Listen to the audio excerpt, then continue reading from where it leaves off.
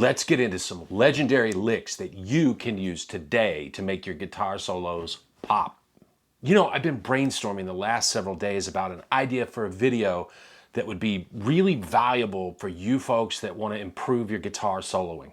I kept going back to how much mileage I've gotten out of tastefully using licks by my guitar heroes. These are all-time greats with names like Jimmy, Eddie, Stevie, Billy.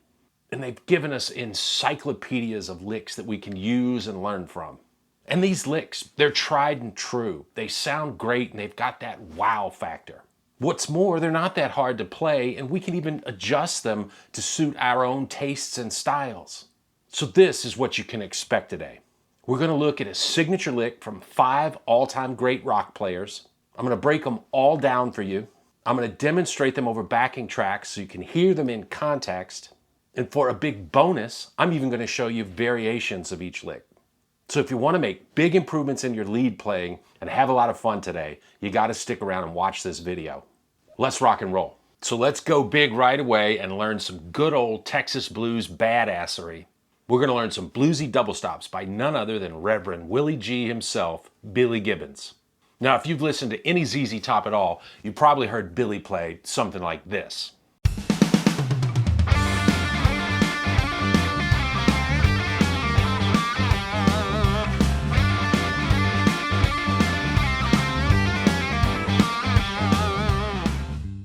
So what's going on here? We're playing in the key of G, and that double stop is made up of the D and the F at the 7th and 6th frets of the D and G strings. Now from a theory standpoint, D is the 5th of G, F is the flat 7th. So those happen to be 2 notes from a dominant 7 chord, so they sound really great when we're sitting in that G7 groove. But what's really hip about how Billy uses it is that he'll mix up the rhythms he plays. There are different grooves I hear him use a lot, and each one creates a different feel and a level of tension that's different in your solos. Now, in the example I played, he's playing triplets. You can think of it as groupings of 6, and he slides into the first note for every grouping of 6, and that sounds like this. 1, 2, 3, 4. He also might switch it up and play little groupings where he changes the accents and the number of notes he plays.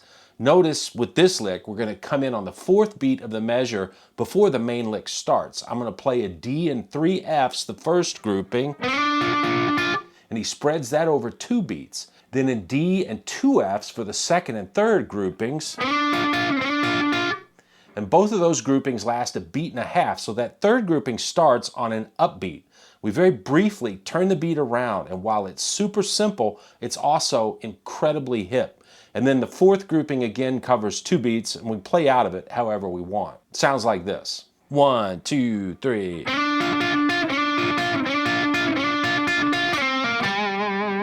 And then lastly, we might hear Billy slow down the feel and just kind of play random groupings of 2, 3, and 4 notes, really accenting that F note. Let's give that a whirl. 1, 2, 3, 4.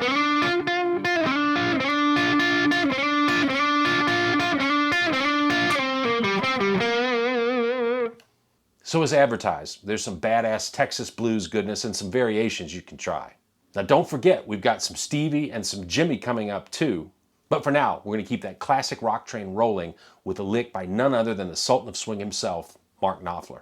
So Mark and Dire Straits exploded on the scene in the late 70s, and not only did they kick disco right in the nuts, Mark's bone-clean, finger-picked Strat sound made a huge impression.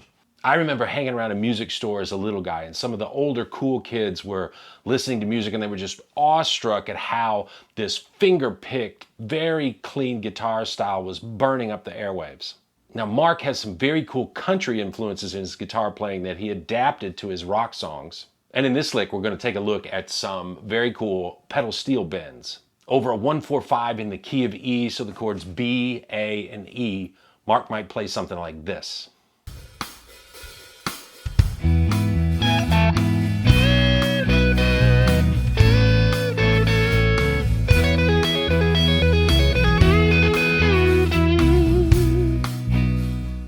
So let's break this down. If we wanted to get a good feel for Mark's playing, we should probably start with triads. Mark does an incredible job of covering chord changes. Check out Sultan's A Swing for lots of great examples. And in this lick, he's exploiting the B triad at the 11th fret, the A triad at the 9th fret, and there's an E triad also at the 9th fret. But the playing in this lick over the E chord, it's more out of E major pentatonic. So let's go to that B triad, and we're going to use our first two strings to do this pedal steel bend. We're going to be using our first and second fingers, and what's really cool about this bend, we're going to bend the E string up half a step, but we're going to be bending the B string up a whole step simultaneously.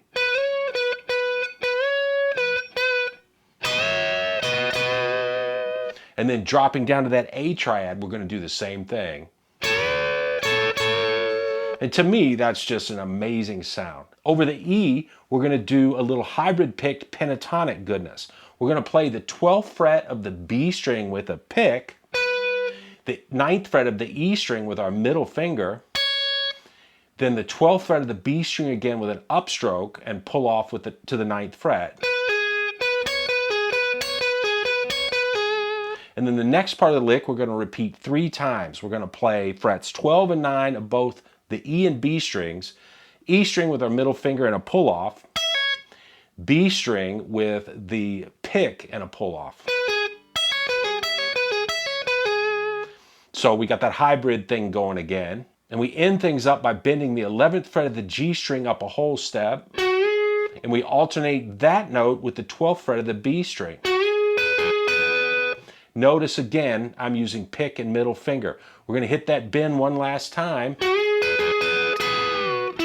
let off it, and then play the 9th fret of the G string. Now, a slick little variation on that bit at the end would be when we bend up the 11th fret of the G string, we alternate that with frets 12 and 9 of the high E and fret 12 of the B string.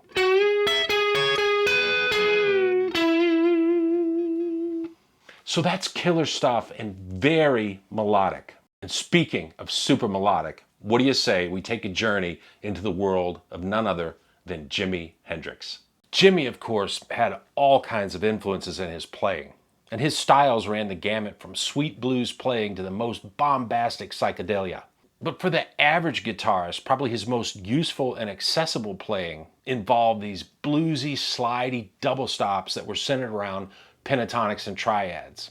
You hear the influence of these licks all over the playing of Stevie Ray Vaughan, John Mayer, John Frusciante, and countless others. Check out Hendrix tunes like Remember, The Wind Cries Mary, and of course Little Wing, and you might hear something like this.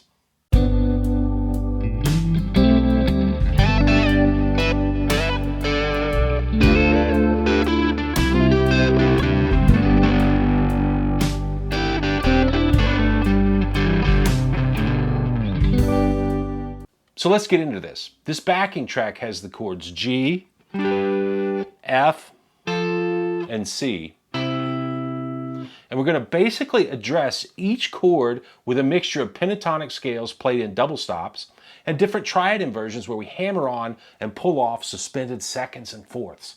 We'll start things off with the double stop at fret 15 of the E and B strings, and we're going to slide that to fret 17 and back. Then we're going to play the double stop at fret 12 of the E and B, and followed by sliding the double stop at frets 14 and 15 of the G and B strings to frets 16 and 17 and back. We get some really cool intervals in there. We've got an E, which is the 6th of G, an A, which is the 9th of G. Now over the F chord, we're going to play fret 12 on both the G and B, hammer on to frets 14 and 13, slide that up to 16 and 15 and back, and pull off to 12 again. We're going to finish that little segment by playing frets 14 and 12 of the D string.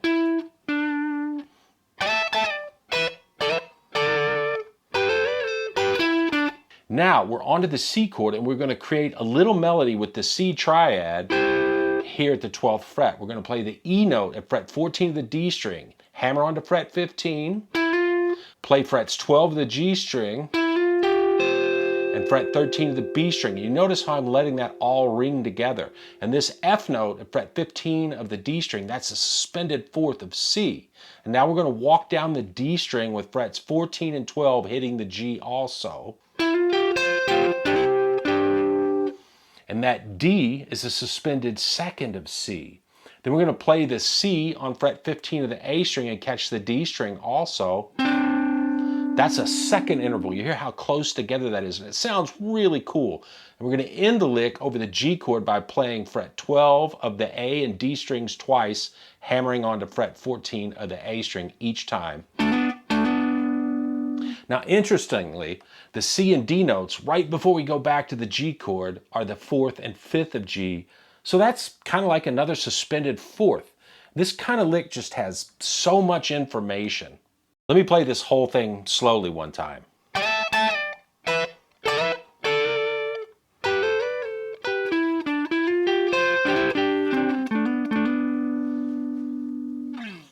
This kind of lick just has so much information in it. We've got the pentatonic or hexatonic scales, the sixths, the ninths, the suspended seconds and fourths. They sound really beautiful and a little bit exotic. So practice by moving that triad lick around. For instance, if we had the chords D, C, and G, I could play a variation of that lick over each chord.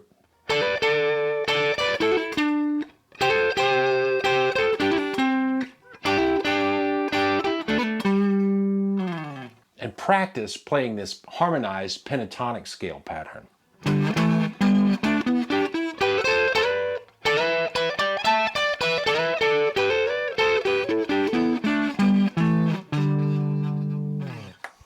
You'll come up with so many licks of your own. Hey, what do you say we go from King Jimmy to King Edward Van Halen? Does this lick ring a bell by chance?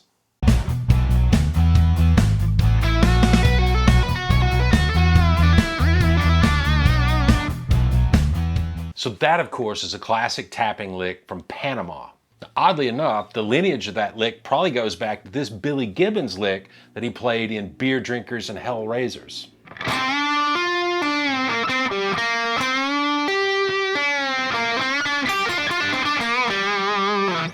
While this lick is not as complicated or crazy as most of Edward's other tapping licks, it's got soul and it's got swing. That special swagger that marks all of Ed's best playing. So what's this lick all about? So over a B chord, we're going to bend the E at the 9th fret of the G string up a whole step to F sharp, which is the 5th of B, so it's a chord tone. And we're going to tap at the 14th fret, which would normally be an A note, but remember, we bent the string up a whole step, so we're actually playing a B note. We're going to pull off that tap and tap at fret 12, which is an A note, or the flat 7th.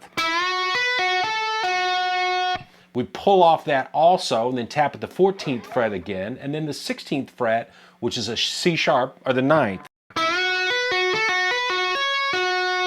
We tap at the 14th and 12th one more time each, and then we let off our bend. And when the bend is back to pitch, we pull off to fret 7. Now, what we've done with this little tapping lick is we've created a pedal point lick off the F sharp of the 5th, and we could do this playing conventionally. But with the bend and the tapping, it's all about the phrasing. We can really give that bend some attitude like this. I'm playing around with the pitch and the timing of it, going in and coming out of it.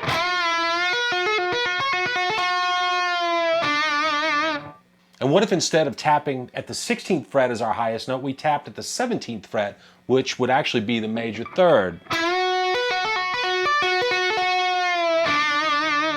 That sounded pretty cool. And then what if we tap at the 16th fret and bend up a half step when we do it?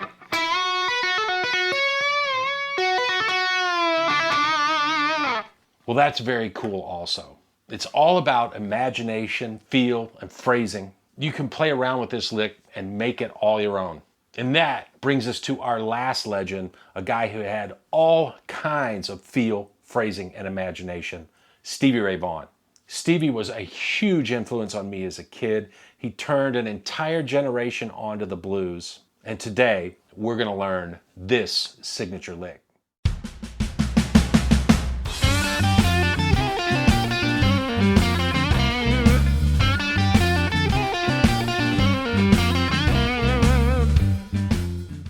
Now, he played variations of that lick in a lot of his songs. I remember many, many years ago hearing a version of it in Cold Shot and thinking, whoa, whoa, whoa, what the hell just happened? The lick starts off with sort of a Chuck Berry-esque unison bend at the 5th fret of the G string and the 3rd fret of the B string. We also play the 3rd fret of the E string. And that little lick, in addition to helping Johnny be good, has launched 1,000 blues songs. In this lick, after the G note, we're going to play F and D at frets 6 and 3 of the B string. And here's the real meat of the lick. We're going to play A at the 5th fret of the E string, and then G at the 3rd fret of the E string, hammer onto the A flat at the 4th fret and pull off back to G. And then we're going to play fret 6 of the B string and pull off to that 3rd fret again. And we're going to play the 3rd fret of a high E again, and then 6 and 3 on the B string one more time. So far we've got this. Then we've got the 5th and the flat 7th in there several times. We've got the root, we've got the 9th, we've got the flat 9th. And the variation that sounds most familiar to me would be to go to the C at the 5th fret of the G string, slide to the 6th fret and back, and then pull off to the 3rd fret. And then we'd play the root at the 5th fret of the D string, the 3rd and 5th frets of the G string, and we bend that 5th fret up a whole step. We cut that note off quickly and end up at the B flat at the 3rd fret of the G string. That's the minor 3rd. So we end that lick, we get the flat 5 note. That kind of makes it the blues scale and the minor 3rd. So let me play all the notes of that lick as a scale.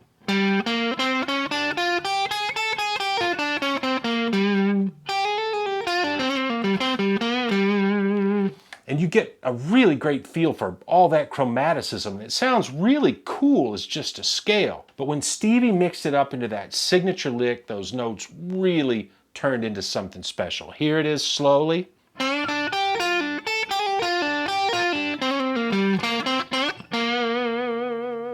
And as far as variations, we could play it like we learned it and descend across the fretboard.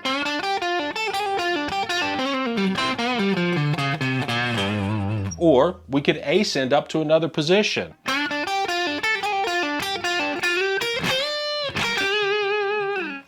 It's just a very cool lick from an absolute master. Miss you, Stevie. Hey, if you like learning killer blues licks from great players, you should check out this video where we take awesome licks by great players from other genres and turn them into monster blues licks. There's some awesome licks and real surprises in there. You'll love it, and it's going to be great for your playing. Go check it out, and I'll be seeing you soon.